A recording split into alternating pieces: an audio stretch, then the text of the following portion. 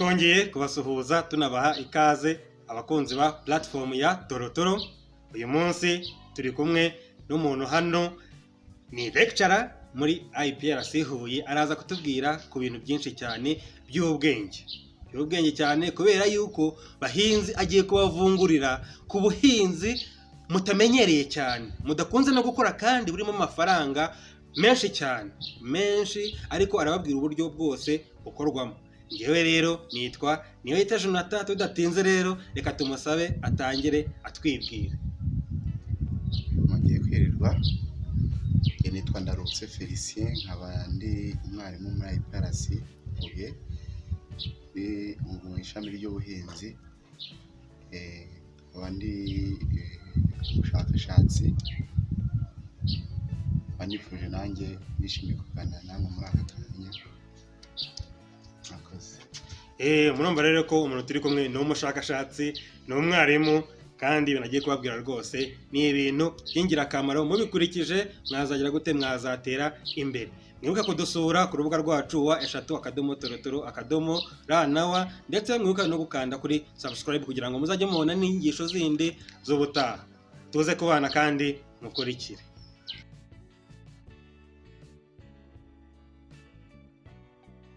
Iyo tuvuze organic farming mu kinyarwanda nyacyo cyangwa mu kinyarwanda cy'umwimerere, ni ubuhinzi butangiza ibidukikije, butangiza ubutaka, butangiza abariye ibiturutse muri ubwo buhinzi. Kuvuga ngo ubwo buhinzi bukorwa mu buryo bwiza kandi bwubahirije ibisaba, tugendeye n'imiterere y'ikirere, tugendeye n'imiterere y'ubutaka, byose burabubahiriza bwangize ibidukikije n'abariye ibiturutse mu buhinzi.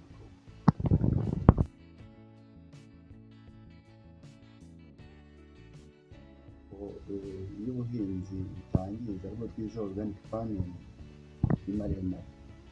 Nk'uko mubizi, mu myaka guhera muri ikinyejana cya 19 twakoraga ubuhinzi tudakoresha amafumbire y'inganda, ariya muzi, ari amafumbire ya za NPK na za DAP. Igihe muri iyo myaka mbere y'ikinyejana cya 19 twakoraga ubuhinzi tutitabaje aya mafumbire ava mu ruganda. Noneho uko mu kinyejana cya 19 kuzamura, aya mafumbire nayo yaje kwaduka bitewe n'ubushakashatsi bwagiye bukorwa n'abahanga, bugaragaza ko aya mafumbire mvaruganda ashobora kongera umusaruro, ariko mu kongera umusaruro nyuma yaho mu kinyejana cya 20 byaje kugaragara ko agira ingaruka nyinshi, haba mu buzima bw'umuntu wariye ibiturutse muri iyo mirima, haba mu bidukikije, haba no mu bintu bitandukanye. Hagiye bigaragara ko harimo ikibazo cy'uko bakoresheje amafumbire ava mu ruganda, imiti iva mu nganda, baza gutera ikibazo. Niyo mpamvu haje kuza abashakashatsi baza kwerekana ko byaba byiza dukoze ubuhinzi butangiza. Ubwo buhinzi butangiriza, iyo urebye uburyo bita organic farming, usanga ari bwa buhinzi butangiza ariko bwitabaza uburyo bwakorwaga mbere. N'ubu buryo bwakorwaga mbere harimo gukoresha ifumbire y'imborera, harimo gukoresha imiti gakondo ituruka mu bimera. Akaba ariho byaje bitangirira mu bihugu byateye imbere, cyane cyane nk'igihugu cya Australia guhera mu kinyejana cya 20 kugeza ubu nibo bawukora cyane kurusha ibindi bihugu. Kuko iyo urebye ubu ngubu kugeza iyi saha, ubutaka cyangwa abantu bakorera ku butaka buri kuri miliyoni zigera kuri 70 ku isi, hegitari miliyoni 70 ku isi, usanga bafite icyemezo cyemeza ko bakora ubwo buhinzi butangiza ibidukikije. 1/2 cy'ubwo butaka bwose buboneka mu gihugu cya Australia. Urumva ko Australia imaze gutera imbere mu bijyanye n'ubuhinzi butangiza, ariko umugambi nyawo ngenderwaho ni uko ubwo buhinzi butangiza bugomba gutezwa imbere, bukaba bwafata uruhare runini bugasimbura n'ubwo busanzwe dukoresha ubu.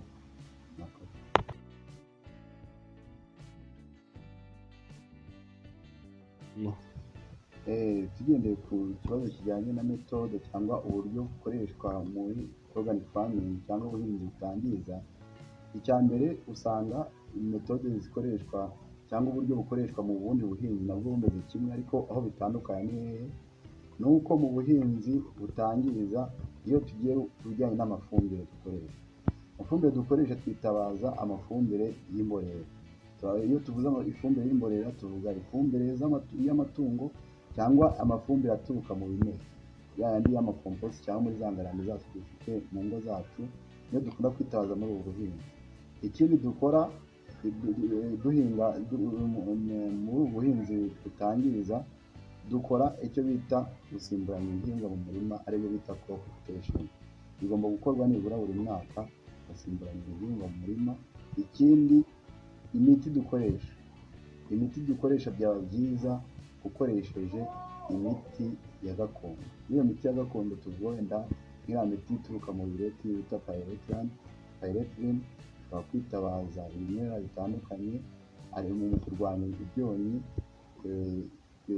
twavuga nk'urusenda, twavuga wenda nk'igikakarubamba, twavuga wenda nk'amatabi bitera ku mirima urwanya icyo gihe ushobora kubyifashisha urwanya udusimba, twavuga nka ziriya za jinja, twavuga nka za tungurusumu. Ibyo ni ibihingwa bishobora kwifashishwa mu kurwanya indwara, aribyo tuvuga ko akenshi usanga mu buhinzi butangiza iyo turwanya ibyonnyi cyangwa indwara zimwe na zimwe twifashisha ibihingwa duhinga tuvanze n'ibyo dukeneye, aribyo bita companion planting. Ibindi tugomba kwitaho ni ibijyanye n'ubutaka.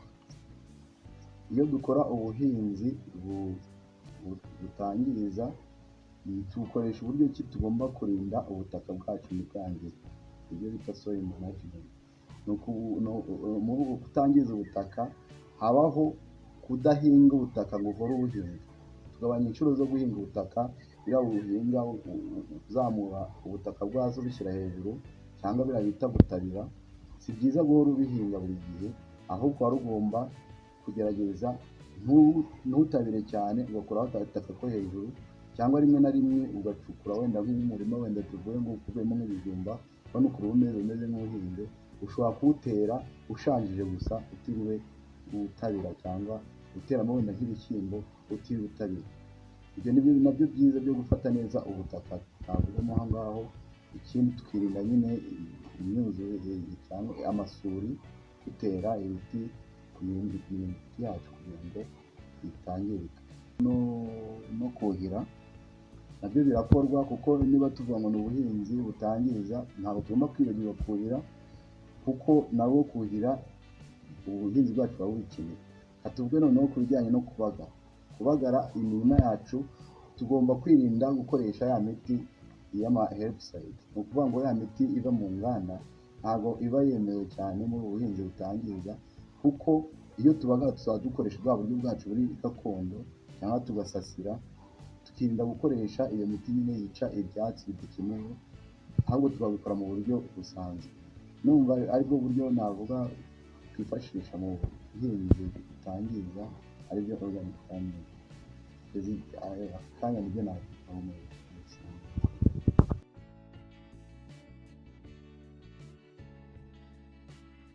Ibyiza by'ubuhinzi butangiza iyo bita organic farming, twavugamo ku bijyanye n'umuhinzi nyirizina. Umuhinzi nyirizina buriya abahinzi bakora ibintu bya organic farming bafite isoko rimeze nk'aho rikoraho. Ibihingwa byaturutse muri iyo mirima yahinzwe ku buryo butangiza, utakoresheje amafumbire, ukaba utakoresheje amafumbire y'imvaruganda, niyo mvuga, utakoresheje iyo miti y'imvaruganda, usanga bafite isoko rimeze nk'aho rihoraho, kandi usanga igiciro bagurirwaho kiri hejuru ugereranyije n'igiciro kiba byahinzwe mu mirima yakoreshejwe amafumbire mvaruganda. Ikindi ni uko tugendeye ku bijyanye wenda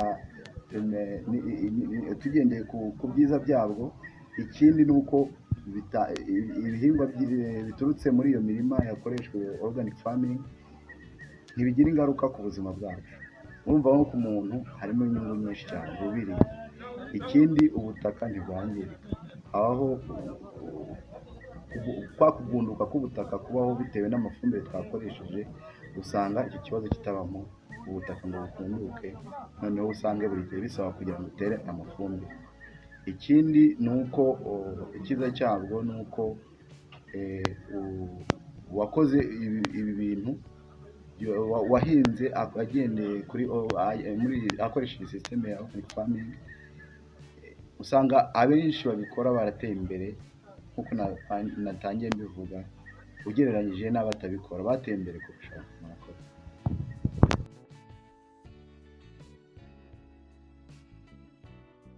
Imbogamizi muri buno buhinzi, nubwo ubuhinzi bwa good agriculture practice bwa organic farming bugezweho, ariko harimo imbogamizi nyinshi. Usanga imbogamizi ya mbere kugeza isaha, usanga umusaruro uracyari hasi ugereranyije n'aho wakoreshejwe iriya synthetic cyangwa conventional agriculture cyangwa ubuhinzi bugezweho muri kino gihe, buriya bukoresha amafumbire mvaruganda n'iki, usanga umusaruro uracyari hasi ugereranyije n'ubwo buhinzi bundi. Ikindi ni uko ubu buhinzi butangiza busaba imirimo myinshi itandukanye ugereranyije na bwa bundi twakoraga. Nk'ubwo wenda nko muri buriya buhinzi busanzwe, iyo turwanya ibyonnyi dukoresha imiti, kandi ugasanga iyo miti dukoresha uyirebye n'igiciro cy'imiti ikoreshwa muri organic farming, akenshi kugira ngo iboneka ku buryo bugoranye. Ni ukuvuga ngo kubona imiti cyangwa kubona amafumbire, iyo mborera ihagije kugira ngo ushobore guhinga wenda nka hegitari 10 biragoye cyane kugira ngo ushobore kubona iyo fumbire.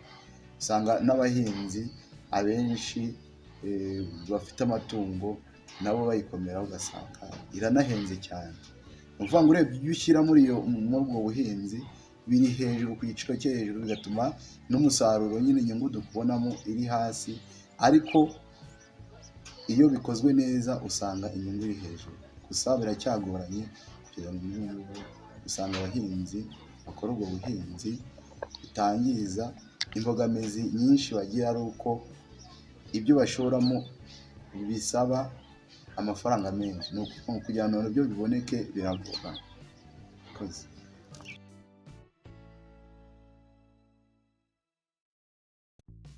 Ku bijyanye n'ibyangombwa kugira ngo wemererwe ko ubuhinzi ukora ari ubuhinzi butangiza cyangwa ari organic farming, hari ibigo bishinzwe bikora mu bijyanye na inspection cyangwa ubugenzuzi, kugira ngo barebe uburyo ki ukoramo iyo mirimo. Icyo kigo twavuga nka biriya igice cy'abanyamerika FDA, mu Rwanda Standard Board ishobora kuba nayo ikora ibijyanye no kureba niba ubwo buhinzi butangiza, ikaba yatanga wenda icyemezo, icyangombwa ishobora kuba n'icyemezo cy'iprovision cyangwa cy'agateganyo, kugira ngo n'abandi bazaza kubikora gukora iyo inspection bazagire icyo bagendera. Twavuga muri ibyo bintu bakora, iyi certificate baguha ni certificate batanga ariyo bita Global Gap. Ni certificate Global Gap mu magambo arambuye ni Global Good Agriculture Practices, bagendeye ku mihingire yawe, bagendeye ku miterere y'amafumbire cyangwa uburyo kibagaramo, ibyo ngibyo bagenderaho, cyangwa bakareba ubutaka bwawe ukuntu buba bumeze, buba butewe n'intungagihingwa zishobora kuba ziri muri ubwo butaka. Iyo cyangwa rero kugira ngo ukibone, nibyo ngibyo babanza bakareberaho, bakareba niba ukurikiza amategeko mpuzamahanga yashyizweho. Noneho muri icyo gihe bamaze kubikora, iyo bamaze kugenzura bakareba ko ubikora neza, ushobora guhabwa certificate. Mu Rwanda twavuga ko ari abazifite, ariko usanga umubare uracyari mutoya ugereranyije n'inyungu iboneka mu bakozi ubwo buhinzi.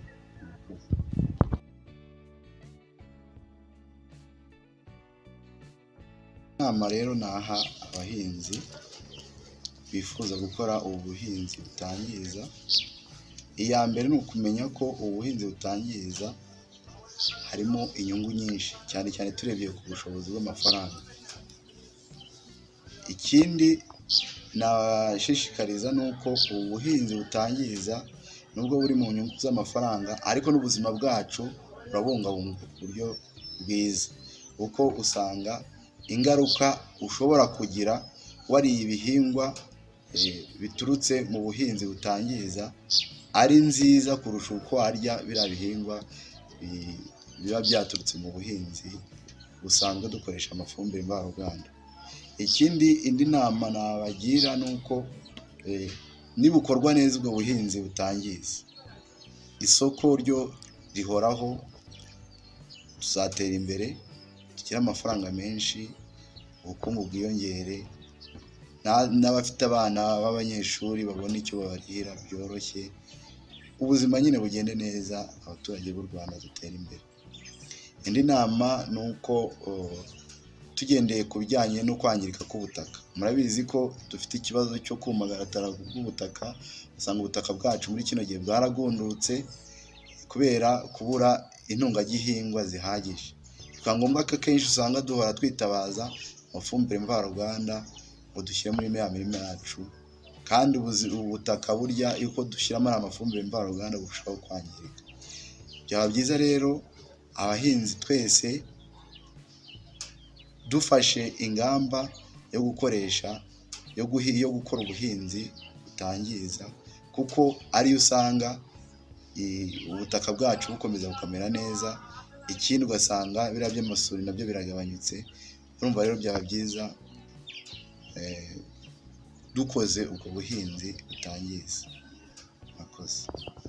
Bahinzi rero murumva yuko umushakashatsi akaba n'umwarimu atubwiye ibintu by'agaciro cyane. Organic farming cyangwa se ubuhinzi butangiza ni ikintu kirashoboka. Yababwiye ati biragoye nyine, bisaba nyine gushyiramo ibintu byinshi cyane, ariko umusaruro nawo iyo ubonetse uboneka ku mafaranga ari hejuru, kandi isoko ryo ngo ntirihoraho. Ikindi icyiza cyabyo ni uko ibiryo cyangwa se ibintu dukuramo iyo ubiriye nta ngaruka mbi bigira ku mubiri ugereranyije na bya bindi tuba twashyizemo imiti ya yindi iba iri synthetic cyangwa se ya yindi ikorerwa mu nganda. Turamushimiye cyane rero, kandi twizere ko n'ubutaha azagaruka kugira ngo asangize ku bantu badukurikira, ku banyarwanda, ku bahinzi bose, uburyo bashobora gukoramo ubuhinzi kinyamwuga kandi bagatera imbere bagakirigita ifaranga.